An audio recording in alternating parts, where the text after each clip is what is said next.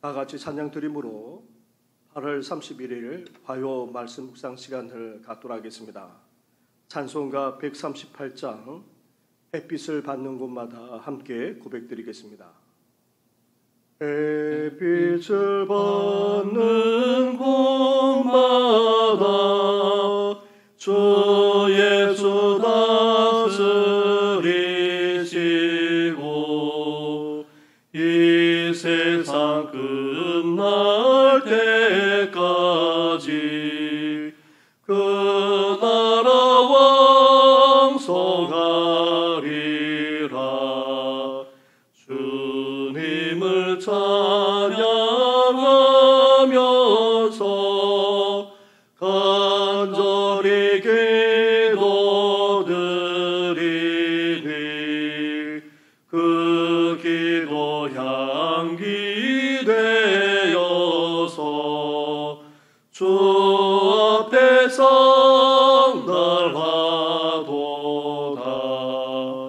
온 세상 모든 사람들 그 사랑 찬송하도다.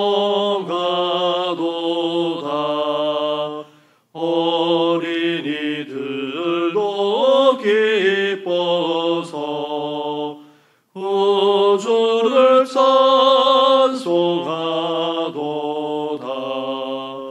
주 예수 계신 곳마다 그 은혜 충만하도다. 고나고 지친 사람들 주님의 사랑 받도다. 이 세상 모든 만물아 주 앞에 경배하여라. 소천군 천사다 함께 주님을 찬송하여라.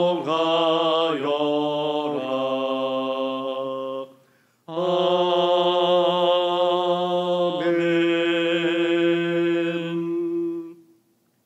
살아계셔서 우리의 삶을 주관하시는 전능하신 하나님 아버지, 우습기 거지없었던 8월을 보내고 이제 세 달을 앞두고 하나님 앞에 나아가게 하시니 감사를 드립니다. 우습기 거지없었지만 이 8월을 통해 만물이 푸르러졌던 것처럼 우리의 삶에 온갖 시련이 있다 할지라도 오히려 그것으로 말미암아 우리 인생이 무너지지 않고 견고하게 될 뿐만 아니라 더욱더 열매 맺는 귀한 역사가 일어날 줄 믿습니다.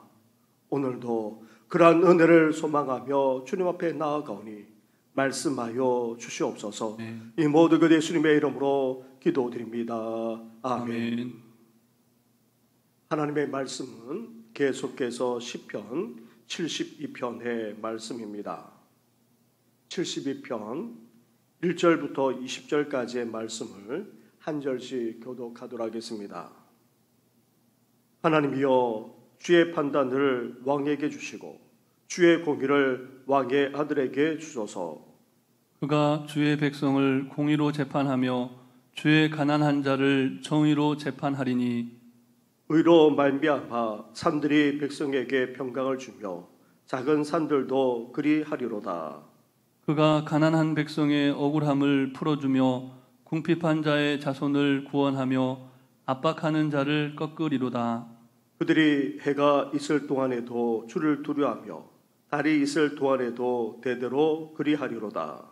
그는 뱀 풀 위에 내리는 비같이 땅을 적시는 소낙비같이 내리리니 그의 날에 의인이 흥왕하여 평강의 풍성함이 달이 닿을 때까지 이르리로다.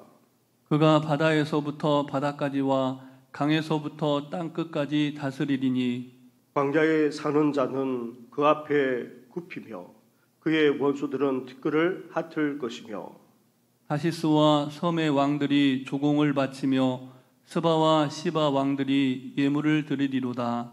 모든 왕이 그의 앞에 부복하며 모든 민족이 다 그를 섬기리로다. 그는 궁핍한 자가 부르짖을 때에 건지며 도움이 없는 가난한 자도 건지며 그는 가난한 자와 궁핍한 자를 불쌍히 여기며 궁핍한 자의 생명을 구원하며 그들의 생명을 압박과 강포에서 구원하리니 그들의 피가 그의 눈앞에서 존귀히 여김을 받으리로다. 그들이 생존하여 스바의 금을 그에게 드리며 사람들이 그를 위하여 항상 기도하고 종일 찬송하리로다. 산꼭대기의 땅에도 곡식이 풍성하고 그것의 열매가 레바논같이 흔들리며 성에 있는 자가 땅의 풀같이 왕성하리로다. 그의 이름이 영구하며 그의 이름이 해와 같이 장구하리로다. 사람들이 그로 말미암아 복을 받으리니 모든 민족이 다 그를 복되다 하리로다. 홀로 기이한 일들을 행하시는 여호와 하나님 곧 이스라엘의 하나님을 찬송하며 그 영화로운 이름을 영원히 찬송할지어다.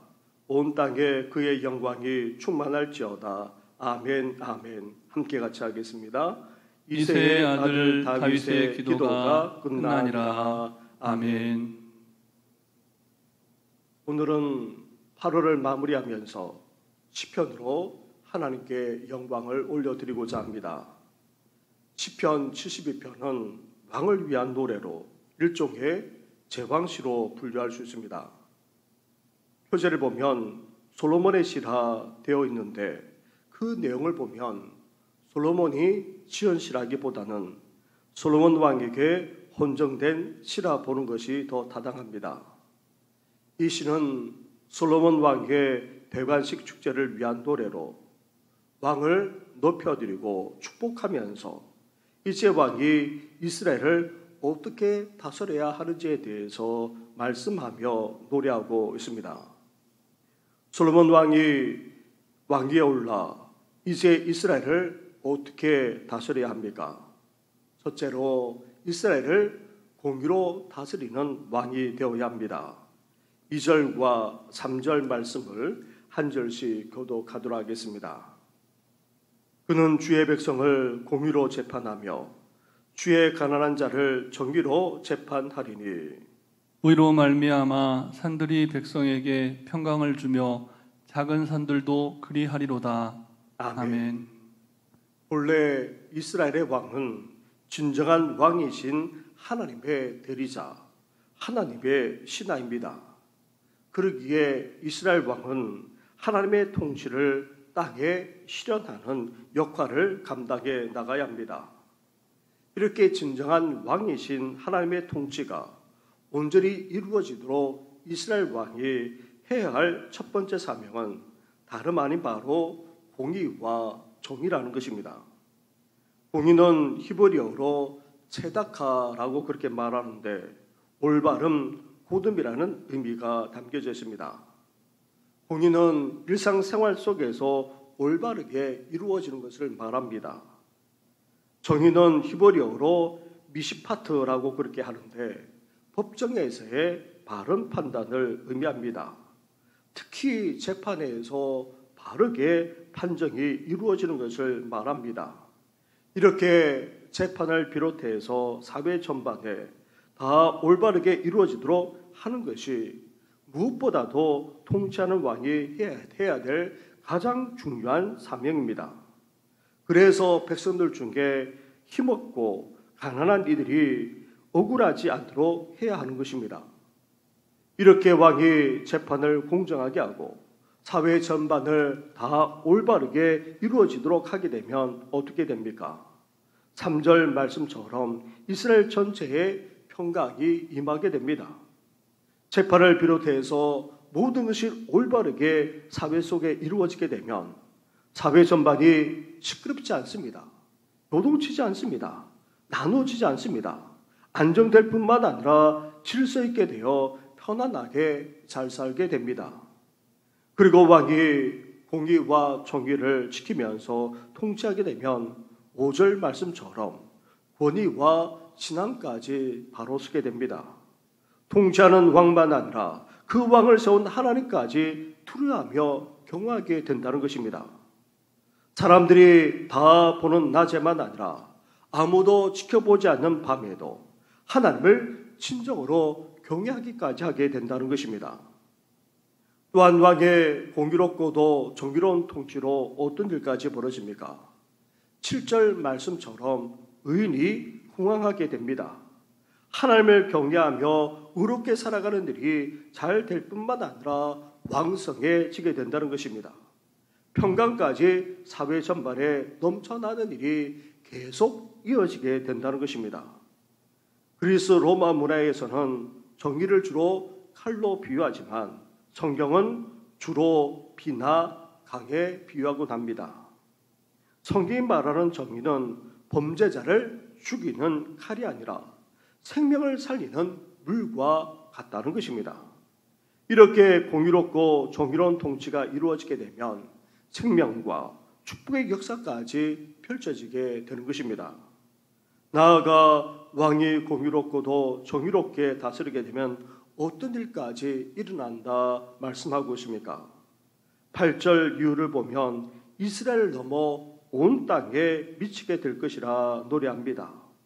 이스라엘 왕의 공의롭고도 정의로운 통치 앞에 모든 민족이 굴복하게 될 뿐만 아니라 예물과 함께 꿇어 경배하는 일까지 일어나게 된다는 것입니다.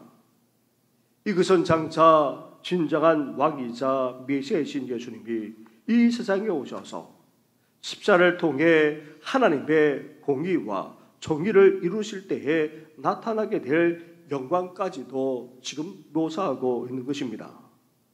사랑하는 성도 여러분, 이렇게 정의롭고 공의로운 통치만 이루어져도 나라가 평강하고 의로운 자들이 왕성하게 일어날 뿐만 아니라 축복의 역사까지 펼쳐지게 됩니다.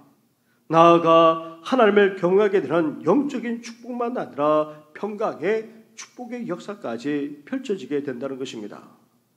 그런데 이런 말씀에 비추어 보더라도 지금 우리나라는 어떠합니까? 대통령을 비롯해서 정치주자들이 어떠합니까? 국민과 나라가 편안한 가운데 하나 되는 것이 아니라 오히려 나누고 분열시키고 시끄럽고 요란할 뿐만 아니라 갈수록 시민들의 삶은 팍팍해지고 있는 것을 볼 때에 온전한 공의와 정의가 제대로 이루지 못하고 있는 것을 우리는 보게 됩니다. 공의와 정의가 나라와 지도자들을 공의와 정의가 이루어지도록 나라와 지도자들을 위해서 기도하는 우리 성도들 되기를 주님의 이름으로 축원합니다. 아멘. 땅 위에 왕위에 오른 솔로몬 왕이 이제 이스라엘을 어떻게 다스려야 합니까? 공의와 정의로 다스릴 뿐만 아니라 둘째로 백성들, 특히 어렵고도 가난한 백성들을 돌아볼 수 있는 왕이 되어야 한다 말씀하고 있습니다. 12절부터의 말씀을 보시기 바랍니다. 12절부터 14절까지의 말씀을 한 절씩 교독하도록 하겠습니다. 그는 궁핍한 자가 부르짖을 때에 건지며 도움이 없는 가난한 자도 건지며 그는 가난한 자와 궁핍한 자를 불쌍히 여기며 궁핍한 자의 생명을 구원하며 함께 같이 하겠습니다. 그들의 생명을 압박과 광포에서 구원하리니 그들의 피가 그의 눈앞에서 존귀히 여김을 받으리로다. 아멘. 이스라엘의 왕으로서 백성들을 잘 돌아보되 특히 가난하고 어려운 백성들을 보살필 수 있어야 된다 말씀하고 있습니다. 왕이 존귀하게 여기는 것은 은이나 금이 아니라 가난하고도 궁핍한 백성들의 피라 말씀하고 있습니다. 가난하고 어렵기에 먹고 살기도 쉽지 않습니다. 그리고 가난하고 어려우면 사실 도움을 제대로 받지 못합니다. 또한 억울한 일을 당해도 하소연할 때도 없습니다. 심지어 힘있고 부한 자들에게 압제를 당하는 등 고통을 겪지 않을 수 없습니다. 이렇게 가난하고 형편이 어렵고 힘없는 백성들을 돌보되 그들의 부르짖음에 귀 기울이고 그 어렵고도 가난한 데에서 구원해낼 뿐만 아니라 고통과 압제에서 해방시켜주는 일이 다름 아닌 바로 왕이 해야 될 사명이라는 것입니다. 이렇게 이스라엘 왕은 백성 중에서도 가난하고도 어려운 백성들을 잘 돌볼 수 있어야 한다는 것입니다. 그럴 때에 어떤 일이 벌어집니까? 백성들이 왕에게 스바의 금과 같은 귀한 것을 드린다 말씀합니다. 다시 말하면 백성을 잘 돌보는 통치자에게 백성들이 수고를 마다하지 않아 그 어떤 것보다도 귀한 것을 거두게 한다는 그런 의미입니다. 그리고 백성들이 통치자를 존경할 뿐만 아니라 그 이름을 칭송하고 또 기도하는 일까지 벌어지게 됩니다. 또한 약한 백성들까지 돌보는 통치자를 하나님이 어떻게 하십니까? 복 내려주신다 말씀하고 있습니다. 풍성한 결실을 거두는 경제적인 축복만 아니라 나라가 번성하고 번영하는 축복까지 주신다는 것입니다. 심지어 모든 민족으로부터도 축복을 받을 수 있도록 역사해 주시겠다 말씀하고 있습니다. 사랑하는 성도 여러분, 이렇게 세움받은 통치자가 한편으로 공의와 정의를 행하고 다른 한편으로 가난하고도 어려운 백성들까지 잘 돌보게 되면 그 나라가 평안하고 제대로 될 뿐만 아니라 하나님이 축복을 보장하셔서 모든 민족이 부러워하는 일까지 벌어진다는 것입니다. 그러기에 대통령을 비롯해서 정치자들이 공의와 정의만 아니라 가난하고도 어려운 국민들까지 잘 돌봄으로 우리나라가 평강하고 잘 되고 더 나아가 하나님의 축복으로 모든 민족이 불안한 나라가 되도록 오늘도 더욱더 기도하는 우리 성도들 되기를 주님의 이름으로 축원합니다. 아멘. 말씀을 생각하시면서 함께 기도할 때에 대통령과 정치자들이 공의와 정의로 나라를 이끌 뿐만 아니라 백성들을 잘 돌아볼 수 있도록 해달라고, 그러므로 말미암아 우리나라가 평강하고 온전히 세워지고 모든 민족이 부르는 하나님의 복을 받는 민족이 될 수 있도록 함께 기도하기를 원합니다. 교회와 그리고 청년부 수련회와 말씀 사경회를 위해서 더 나아가 나라와 민족을 위해서 함께 기도하며 나아가겠습니다. 기도드리겠습니다.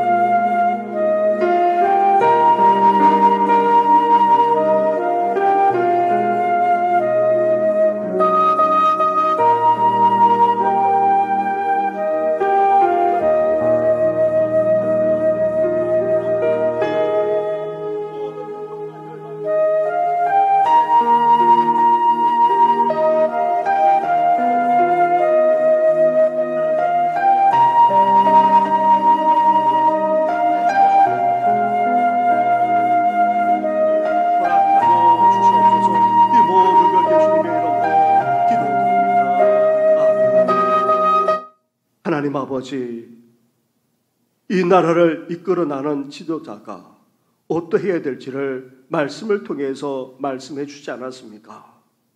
한편으로 공의와 정의를 행할 뿐만 아니라 다른 한편으로 가난하고도 어렵고 힘없는 백성들까지 잘 돌아보는 것이 사명이라 말씀하신 것처럼 이제 대통령을 비롯해서 지도자들이 그리고 사회 각 분야의 모든 지도들까지도 이렇게 행함으로 이 나라 이 민족을 온전히 세울 수 있도록 은혜 허락하여 주시옵소서. 아멘. 평강 가운데 이 민족이 부강하게 하여 주시고 보다 나고 번성할 뿐만 아니라 영적인 부양까지 갖추어 하나님이 주신 그 축복으로 말미암아 모든 민족이 부라는 그런 나라가 될 수 있도록 은혜 더하여 주시옵소서. 아멘. 나라와 민족을 위해서 늘 기도하는 우리 성도들 되게 하여 주시고 오늘도 우리의 발걸음을 인도하여 주시옵소서. 아멘. 이 모든 것 예수님의 이름으로 기도드립니다.